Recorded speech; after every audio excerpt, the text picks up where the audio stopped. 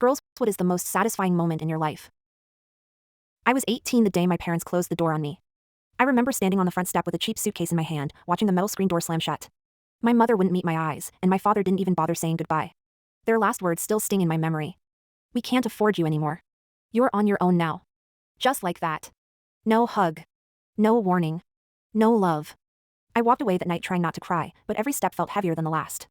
I kept telling myself that if they didn't need me, then someday, I wouldn't need them either. Years later. I worked myself to the bone. Days blurred into nights, nights blurred into exhaustion. 3 jobs, endless classes, barely any sleep. But every time it got too hard, I remembered that slammed door and it gave me strength. I didn't want revenge. I wanted a life. By 26, I had one, bigger than I ever imagined. I built my own company, Heart Innovations, from a cramped rented desk in a shared office space. Now I owned entire floors of buildings. People called me CEO. Boss. Visionary. But the title I loved most was simple. Self-made. I had everything, my own home, my own car, my own success. No one could take that from me. Yet a part of me still carried the girl who'd been thrown out. She was always there, reminding me never to lean on anyone too hard. The day they came back. I was reviewing reports when my assistant knocked on my office door. Ms. Hart, there are 2 people here to see you. They say they're your parents. My heart dropped into my stomach. For a moment, I couldn't breathe. When they walked in, I barely recognized them. They looked smaller somehow, tired, older, defeated.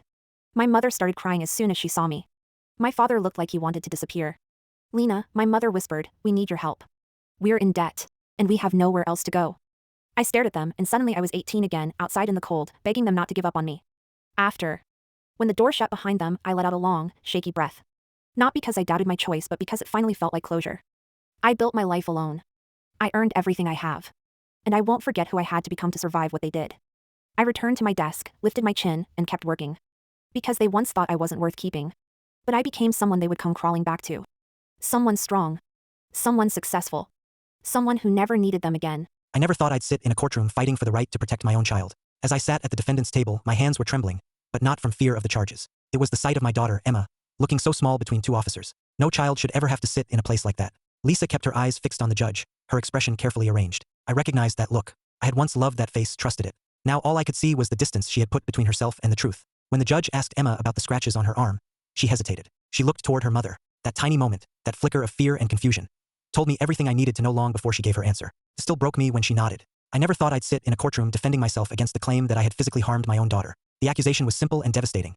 That I had grabbed Emma hard enough to leave scratches on her arm. Hearing those words spoken in a courtroom felt unreal, like they belonged to someone else's life. Hearing the judge prepare for sentencing felt like the world tipping sideways. I wasn't worried about myself. I was worried for Emma, for the pressure she must have been under, the weight she didn't deserve. My lawyer stood then, calm but firm. I felt his hand on my shoulder, steadying me, like he already knew everything would shift. He told the judge there was new evidence. Something found that morning. Something from Lisa's own phone. Lisa panicked, really panicked, the moment he said it. The judge ordered the video to be shown. Emma appeared on the screen, sitting on her bed at Lisa's house, wiping tears from her cheeks. She looked so lost. Beside her was a shiny box toy, the kind she dreamed of having. Lisa pushed it closer every few seconds, encouraging her with soft smiles and guiding gestures. Emma shook her head again and again, folding in on herself, wiping her eyes every time she tried to speak. Lisa kept nudging the toy forward, pointing at her arm, then toward the camera, trying to make it all seem simple, harmless. Eventually, my little girl gave a small, reluctant nod, the surrender of a child who just wanted the storm around her to stop. The moment the video ended, the courtroom erupted. Lisa crumbled. The judge ordered her into custody. But none of that mattered to me. All I could see was Emma, alone on that bench,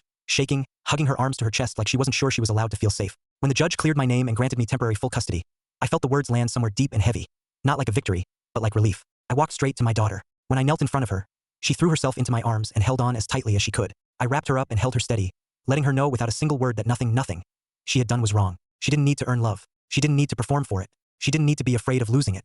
I held her the way a father should, protective, patient, unshaken. For the first time in what felt like forever, she was safe. And for the first time in that courtroom, I felt like her dad again.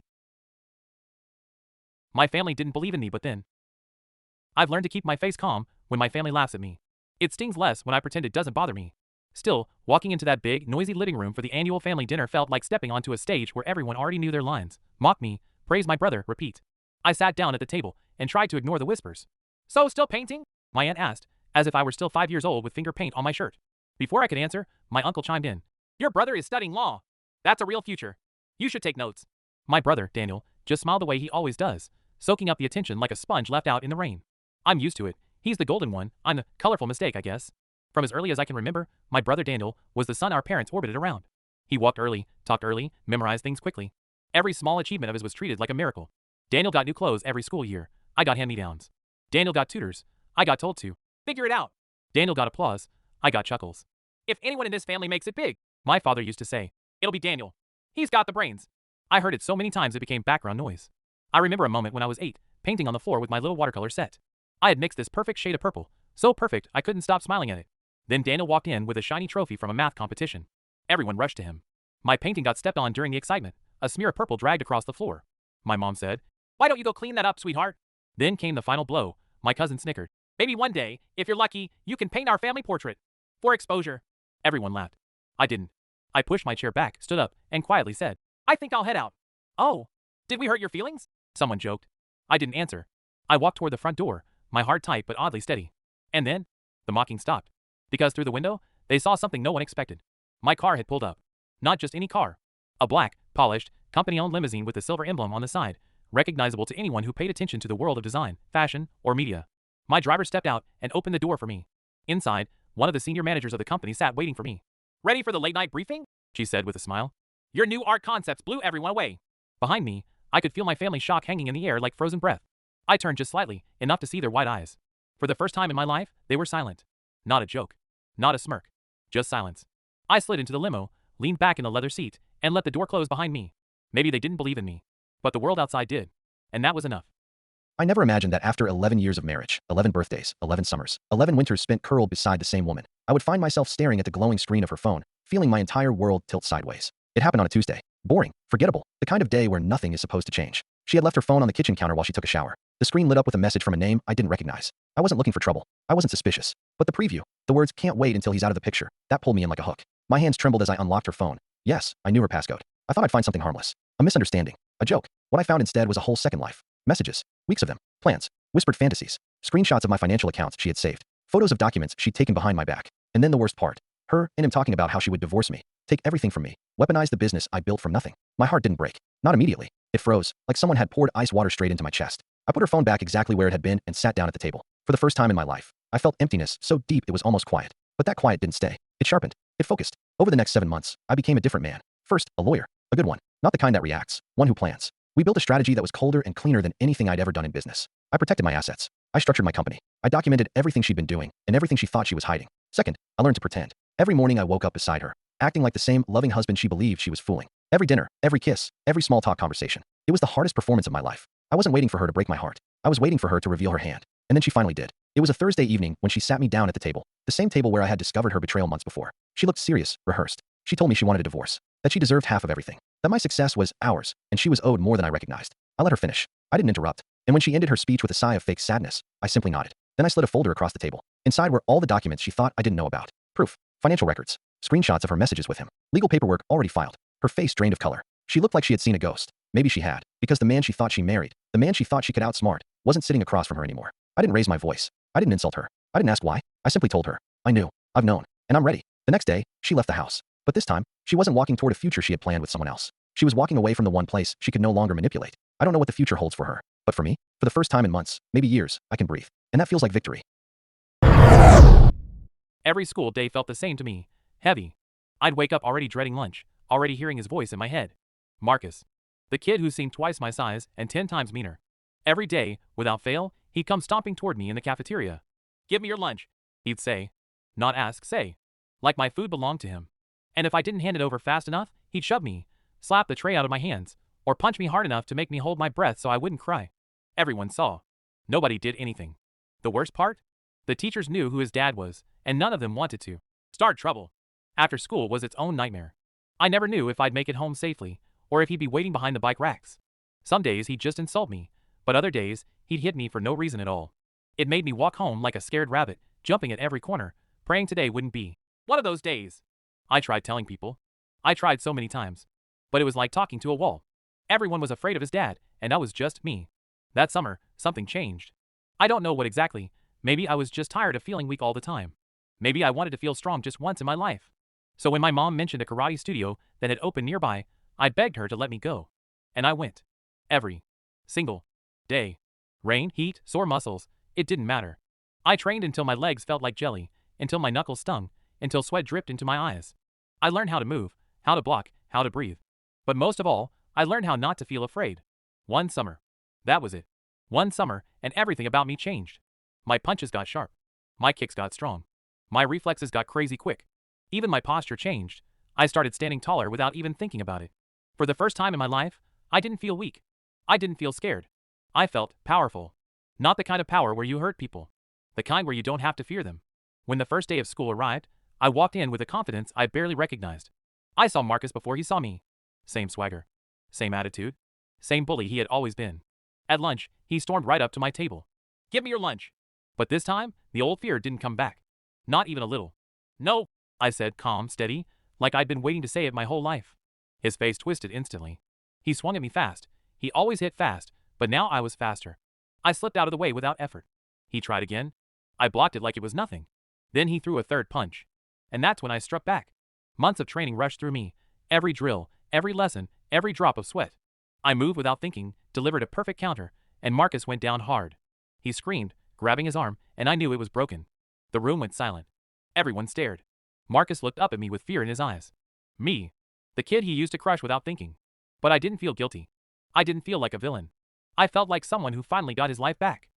This skier and his friends just wanted to get one last run in, so they quickly pulled onto the slope to finish their day, but what they didn't expect is the entire resort decided to turn on every single light. The skiers were shocked by the amazing view that was in front of them.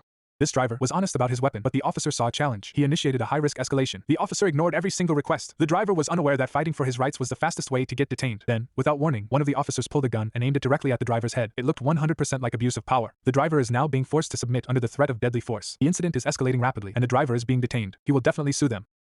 This pianist told everyone he was just playing a quiet Christmas concert, starting with these choir boys hidden up in the high windows. The orchestra didn't stop there. Suddenly, a full marching band and a huge group of string players flooded the street. They were playing perfectly, and the crowd thought this grand performance was the entire show. But the pianist had hidden a massive secret behind this red button. The little girl walked up, with the entire choir and orchestra playing around her. The crowd was completely unaware of what she was about to do. And then, she pressed it. Seconds later, the entire city started to shine. The real show started. It was all a genius plan. A secret rock guitarist on a giant lift exploded into a solo. The ultimate surprise had everyone losing their minds. This girl's parents told her to wait outside for a surprise. She had no idea what was waiting for her inside, but as soon as she heard the engine, she completely collapsed. She was in so much shock, she couldn't even stand up. Her parents had just given her her dream car. She thought it wasn't real, but the car was right there. This was the most genuine reaction ever. She finally gets up to see her brand new Mustang, and she still can't believe it. This guy heard a loud noise outside. He went barefoot to check it out and found the best view on earth. Pure majesty hidden in the dark. Worth the risk? Absolutely. Would you dare stand here? Comment below. Can you believe that? A child and his dad were having fun when out of nowhere the kid wanted to sing, and his father couldn't resist to join him, and look what happened. They made a beautiful duo. It is obvious what the little guy wants to become when he grows up, and his father is ready. Her eyes perceived all boys as faceless cartoon characters, except for her beloved boyfriend. That day, after finishing her morning run, she sat on a bench to rest. A cartoon-like boy came over to ask her for directions. She was busy replying to her boyfriend's messages and answered him perfunctorily. Only some passing girls could notice his handsomeness. The next day, she and her boyfriend went to attend a friend's wedding together. Thinking that she would have such a day in the future, she was extremely excited. She even specially bought matching couple short sleeves. In the evening, she pretended to tell her boyfriend that she had already fallen asleep, but in fact, she secretly ran to his apartment, wanting to give him a surprise. However, she met his female colleague in the elevator. The colleague skillfully pressed the button for her boyfriend's floor. She guessed there must be something fishy going on because her boyfriend had never mentioned these things to her before. When they arrived at her boyfriend's doorstep, the female colleague invited him to her house to play right in front of her. Her boyfriend agreed without even thinking. The female colleague threw a triumphant smile at her. She got angry instantly, but her boyfriend blamed her for being too sensitive about their relationship. In despair, she slammed the door and left. As expected, her boyfriend did not chase after her. He and she broke up just like that. That night, she went for a run as usual, but suddenly heard someone greeting her from behind. It was the boy who had asked her for directions in the park last time. In this moment, he was no longer a cartoon character, but a handsome future boyfriend. POV, this guy was flying to his family, but to that, he had to go through this scanner. And when he went in the scanner, he realized something. He was too tall. This was not the first time he had to do this. He went through another scanner, but this time the scanner activated and the workers had to search him manually. They even searched his bag, but when the workers started searching him, he realized that he was too short. His co-worker asked him if he needed a step stool. In the end, everything was fine. Anna went to great trouble to prepare a birthday feast for her family, but her parents didn't come back on time. When the parents came back and shook her awake, They gave Anna's birthday present to her adopted sister. Father ordered Anna to clean up the leftover food. Anna was left alone in the kitchen. Anna used to be the center of attention, but since the parents adopted a child outside, the adopted sister greedily enjoyed all the preference from her parents. Anna was neglected. Anna was sad, and a mysterious old man with white hair appeared. The old man offered to take her away to a world full of love. Anna still loved her parents and couldn't bear to leave them. The old man with white hair gave her a week to change her mind. The next morning, Anna asked her parents to accompany her to the parent-child activity. The parents chose to accompany her adopted sister instead. Anna watched from the sidelines as her parents and adopted sister won the competition. Later, they went to eat seafood. Anna was actually allergic to seafood. The father criticized her for not eating. Anna ate it to avoid disappointing her parents. Anna fainted while the parents were shopping with her adopted sister. At the hospital, the parents finally realized their mistake and apologized. They promised to make up for it with a birthday party. Anna drew a picture and waited excitedly. The old man with white hair came back. He showed her the truth. The parents chose to celebrate with her adopted sister instead. Anna was heartbroken. She took the old man's hand and left. When the parents came back, Anna was gone. The girl put a sleep-inducing substance in her mother's water. She wanted to open that mysterious courier package while her mother was asleep, because before that, every time her mother brought a man home, a courier package would appear at the door. The time was always 4 a.m., but her mother never allowed her to touch the courier package. Her mother dragged the courier package and prepared to go back to the room. The girl was frightened by the bloodstains along the floor. After tasting it, her mother said it was tomato sauce. After her mother left, the girl smelled it out of curiosity. The pungent smell made her feel like vomiting. That was clearly blood. The girl made up her mind to find out the truth. She went to her mother's room door and peeked inside. Her mother was drinking the liquid taken out of the courier package. The girl thought it was nutrient solution, so she felt relieved and went back to her room to sleep. But from that night on, her mother began to bring different men home. For the sake of the truth, the girl didn't sleep for 3 days and became extremely haggard. However, her mother became younger and younger after talking with each man. Her temper also became more and more irritable. The girl thought it was all caused by that courier package. One day, she mustered up the courage to touch the courier package, but she was soon discovered by her mother. Her mother angrily took the courier package back to the room. The girl wanted to follow her in, but was stopped outside the door. She had to sit at the door and wait. 5 hours later, her mother finally opened the door. The girl rushed in immediately. Her mind was full of thoughts about that courier package, but she searched the room for a long time and still couldn't find it. Her mother's expression became serious. There was blood on the corner of her mouth. The girl realized that something was wrong with her mother. She quickly ran out of the room, but the secret of the courier package lingered in her mind. So at night, she added a sleep-inducing substance to her mother's water. She wanted to investigate the truth while her mother was asleep. When the time came, a courier package really appeared at the door as expected. She couldn't wait to open it. As a result, she found that the black bag inside contained a living creature. The girl was so scared that she stepped back 300 meters immediately.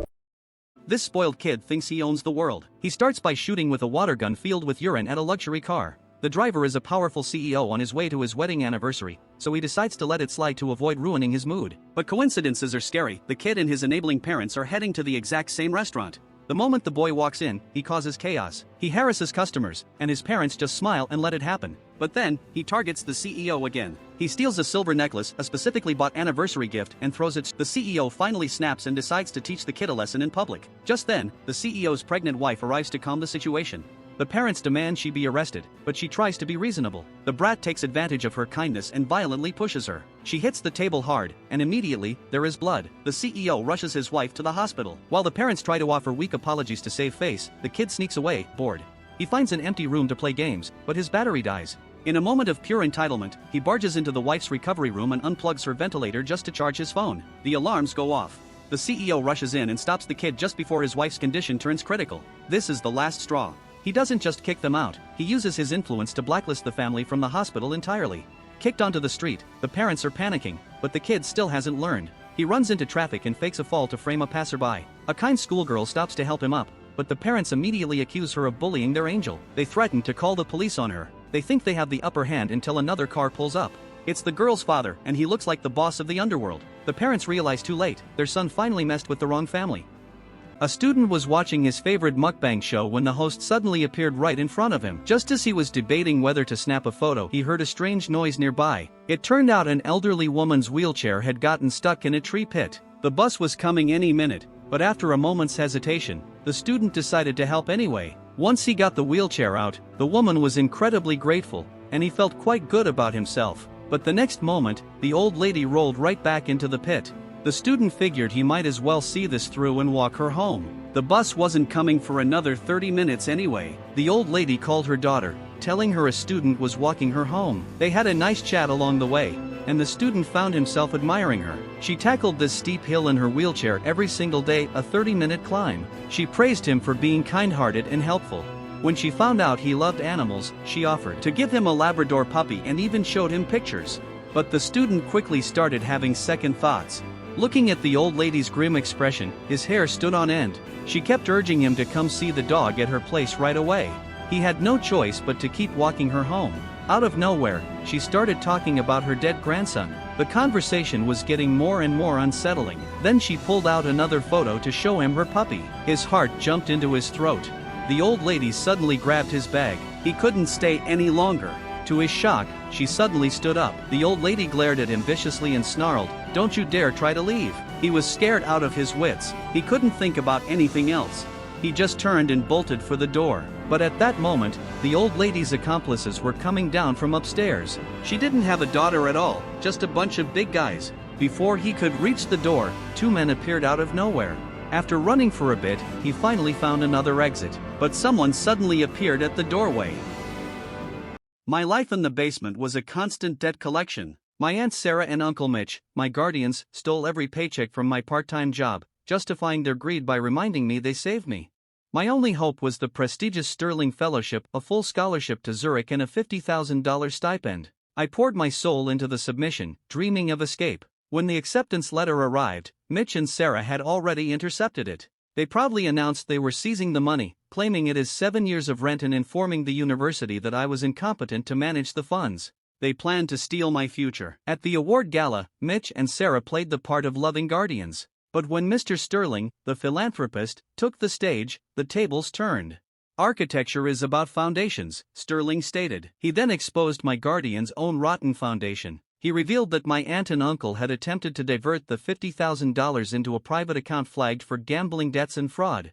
He further revealed they had already stolen my past scholarship money. The room went silent as Sterling publicly discredited them. "Security is waiting for you at the back," he announced, turning their moment of triumph into their public ruin. They were escorted out, their reputations and finances destroyed by their own greed, facing legal consequences. I stood on the stage, the weight finally lifted. Mr. Sterling confirmed the funds were secured solely for me. Karma had delivered its verdict. I was free. I'm ready to build something new, I realized, knowing my future was finally my own. This old guy didn't have a single sold toy the whole night, but this sweet girl makes him smile. The toys were handmade by him. They were beautiful, cute, just perfect for a little girl to play with them and costed only $2. But no one cared. The girl bought one toy. The man carefully put the toy in the plastic bag. The girl even gave him the change. The girl showed how a small gesture could make a sweet old man smile, and she only paid $2, and in the end, we can see some people being interested in the toys. Students, what is the worst group project you had to do? I saw the advanced engineering project, worth 40% of our grade, as my chance to excel. My teammates, Liam, the charmer, Chloe, the organizer who never worked, and Noah, the quiet gamer, quickly showed their true colors. I, the meticulous project manager, assigned tasks, but they delivered only dead silence and absurd excuses. Liam missed the budget deadline, Chloe sent plagiarized garbage, and Noah's $CAD modeling folder remained EMP. With the deadline hours away, I realized I had completed 90% of the entire project myself, fueled by pure rage and coffee. I called a final meeting. I presented the completed work, the blueprint, the reports, the models. Liam tried to smooth-talk his way into taking credit, but Chloe immediately launched an attack. "Anya, you were so controlling and kept changing the scope. We couldn't work." Noah piled on the lie. "I asked for the dimensions, but you never sent them, so I literally couldn't do my part." They were trying to accuse me of being a power-hungry control freak to cover their failure. I was prepared. I pulled out my laptop and projected the shared cloud folder history onto the wall. "I was prepared for this," I stated calmly. "Here are the timestamps of my uploads. The budget analysis, Liam's task, yesterday at 3 a.m. The rewritten environmental report, Chloe's task, at 5:30 a.m. Then, I displayed the email thread. And here are the 3 separate emails I sent to Noah with the final dimensions, all marked as read by his account. I closed the laptop with a snap. "I have proof that I completed this project while you were absent. You tried to accuse me, but the evidence is undeniable. I gathered the project. I'm submitting this with all 4 names because it's policy. but I will be following up with Professor Dalton immediately to submit this documentation and request an individual evaluation of the effort split. I walked out, leaving the silent, thoroughly exposed figures behind.